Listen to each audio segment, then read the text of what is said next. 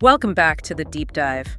We are shifting gears today. We're leaving the modern era of, terabyte updates and cloud streaming to look back at the undisputed heavyweight champion of the 2000s console wars. A machine that didn't just win the war, it practically wrote the history books for that entire generation. We are talking, of course, about the PlayStation 2.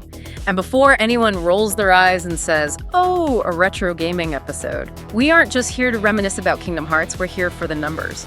Because when you actually dig into the data, the PS2's dominance is it's staggering. It really is. I mean, it is the highest selling console of all time for a reason. But what really stands out to me, beyond the sales, is the sheer longevity. The lifespan, right. Exactly. We're used to this rhythm now where a console comes out and 4 years later there's a pro version, and 6 years later it's, obsolete. The PS2 launched in Japan on March 4, 2000. Do you know when the final game for the system was released? I saw this in the notes and I actually had to double check it. I didn't believe it. It was 2014.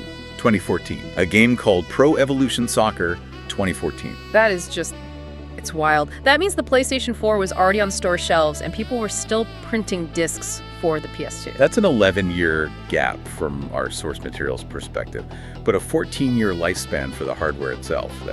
That's virtually unmatched. It's like using an iPhone 4 today and getting new apps for it. It just doesn't happen. So we have this console that lived a massive life and had thousands of games, but our mission today is very, very specific. We are pulling out the digital filter. We're looking for the extremes. The outliers. We want to know what was the absolute biggest game file on the PS2 and what was the smallest. And I feel like the answer tells us a lot about how technology evolved during that decade. It does. And to answer that, we first have to understand the canvas these developers were painting on. Because the PS2 arrived right at this massive fork in the road for storage. The shift from CD to DVD. Precisely. If you remember the original PlayStation, the PS1, that was all CD-ROM. 700 megabytes max. That was the sandbox. The PS2 introduced the DVD as the standard, bumping that ceiling up to 4.7 gigabytes. Which for the year 2000 must have felt like an ocean of space, like it was infinite. You would think so. Suddenly you have almost 7 times the room. But here's the interesting part that the sources highlight. The PS2 didn't actually abandon the CD. It maintained this sort of dual format ecosystem. Do you remember looking at the bottom of your discs back then? Vaguely. I remember some were silver, like a DVD movie, and some were blue. Right. The silver ones were DVDs, the blue ones were CD-ROMs. Wait, so they were still putting PS2 games on CDs? Why not just put everything on a DVD? You have the better tech. It was all about efficiency and cost. Yeah. Simple economics, really.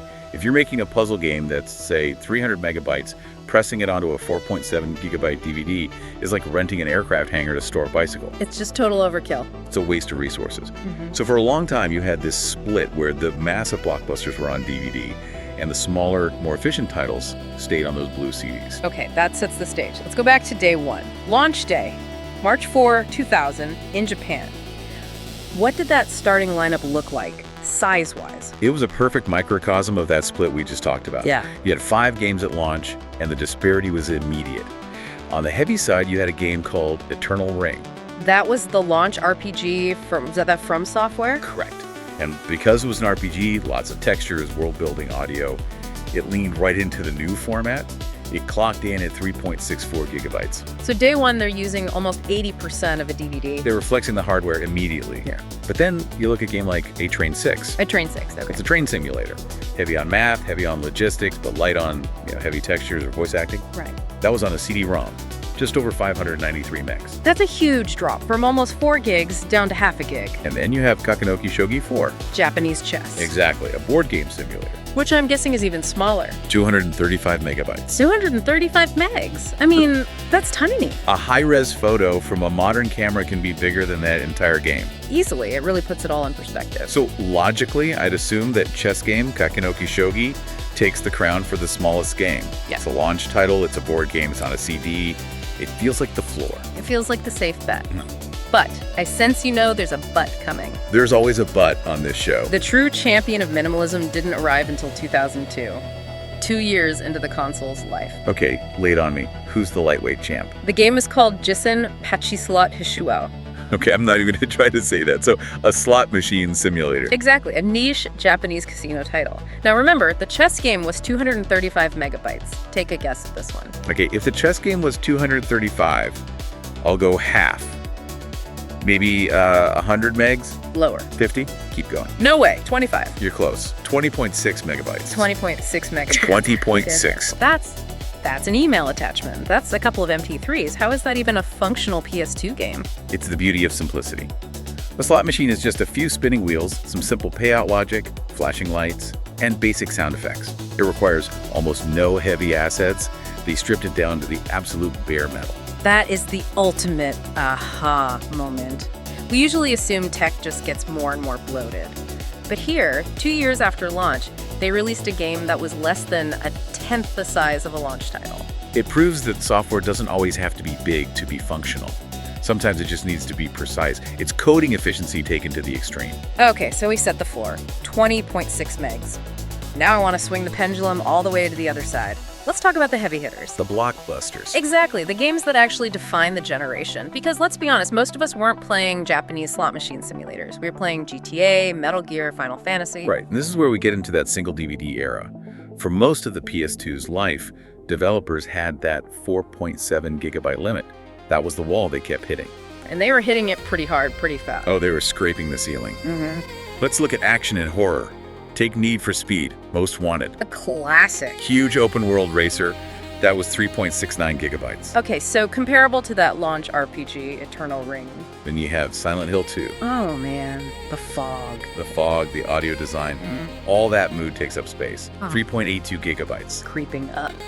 Then you get to the action classics. Devil May Cry 3, that's 4.41 gigs.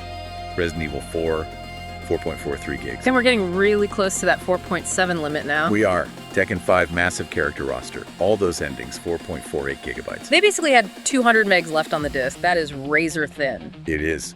But the most interesting battle in this weight class is between the two giants. Yeah. The open world crime sim and the linear fantasy RPG. I know exactly what you mean. Grand Theft Auto. San Andreas versus Final Fantasy X. That's the matchup. Now, to me, this seems obvious. San Andreas was. It was a whole state.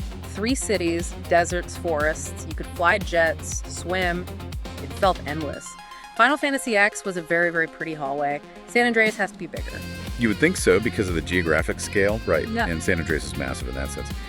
But in terms of file size, it clocked in at 4.49 gigabytes. 4.49. Okay, that is huge. Basically full. It is, but Final Fantasy X beat it? No. Final Fantasy X came in at 4.52 gigabytes. How? Where is all that data hiding? It's hiding in the assets. Yeah. Think about how San Andreas works. A road texture is a road texture. They reuse it 1,000 times. A building texture gets tiled over and over. Right, it's all modular. Exactly. Final Fantasy X, on the other hand, had all those pre-rendered cutscenes, fully orchestrated audio, unique high-fidelity textures for every single area. That density of high-quality assets eats up storage much faster than open-world geometry. That's a really crucial distinction. Just because a game world feels big doesn't mean the file size is big. It's about the fidelity of the pieces. Precisely. But eventually, even 4.52 gigs wasn't enough. Developers had ambitions that exceeded the plastic of a standard DVD. So what happens then? Do you cut content or do you change the tech? You upgrade the disc. This is where we introduce the dual-layer DVD. Okay, so what is a dual-layer disc exactly? Imagine a DVD is a piece of paper you write on. A standard DVD is one sheet. A dual-layer DVD is like gluing 2 sheets together, and the laser can focus through the first semi-transparent layer to read the second one underneath. It basically doubles the capacity to about 8.5, maybe 9.4 gigs. That sounds perfect. Why didn't everyone just use that? 2 reasons. 1, it was expensive to manufacture, and 2, it was trickier for the PS2 laser to read.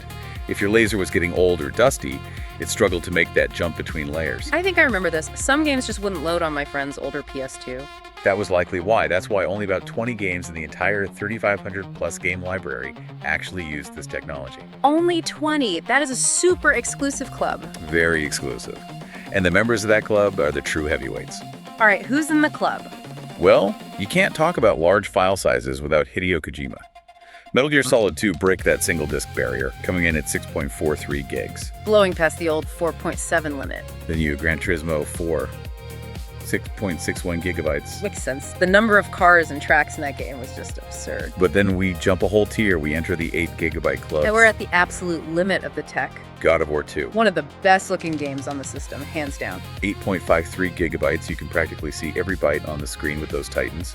And then Xenosaga Episode 2, another RPG, 9.37 gigabytes. Yeah, 9.37. Okay, that has to be it. That's the theoretical limit of a dual layer disc, isn't it? It is right on the edge. Yeah. But there was one game that beat it. By how much? By a hair. The game is Onimusha, Dawn of Dreams. Now, the source is sometimes called Onimusha 4, but the series is Onimusha. Okay, Onimusha. The samurai action horror game, did it beat 9.37? It came in at 9.38 gigabytes. 5.38 versus 9.37, that's the difference. 1/100th of a gig. A photo finish. But technically, Onimusha holds the title for the largest game data on the dual-layer format. It filled the bucket to the absolute brim. So if we're handing out the trophy for biggest PS2 game, it goes to Onimusha. Well, this is where we meet the final boss. I knew it! There's always a final boss. Just when Onimusha thought it was safe, Hideo Kojima entered the room again.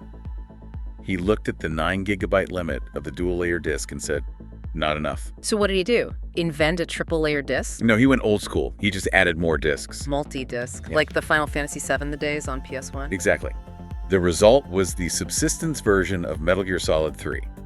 It is the only PlayStation 2 game to span 3 separate discs. 3 discs. So what's the total tally on that monster? When you combine all 3, the total size is 13.93 gigabytes. 13.93 gigabytes. That's enormous. 3 times a standard game. It's an absolute behemoth. So there it is. Metal Gear Solid 3 is the undisputed king. 14 gigs wins. Hold on. We have to parse this carefully. This is the source of a lot of debate in the data community. Why? 14 is bigger than 9. The math is the math. It is. But we have to look at what was on those discs. The source material's clear that the 3rd disc of Metal Gear Solid 3 was strictly bonus content. A movie theater mode, the soundtrack. Yeah. It wasn't the core playable campaign. Ah, I see. So it's like counting the behind-the-scenes documentary as part of the movie's runtime. Exactly. So here's the nuanced verdict. If you were talking about shelf space, the amount of data physically in the box you bought, Metal Gear Solid 3 wins at 13.93 gigabytes. Okay, fair enough. But if you were strictly looking at the singular game experience, the code and assets needed to run the main story, Onimusha holds the title at 9.38 gigabytes. That is a fascinating distinction. So MGS3 is the biggest package, but Onimusha is the biggest cohesive program. Precisely. It depends on how you want to frame the victory. But regardless, think about the journey we just took. We started with a 20 megabyte slot machine. And ended with a 14 gigabyte tactical espionage saga.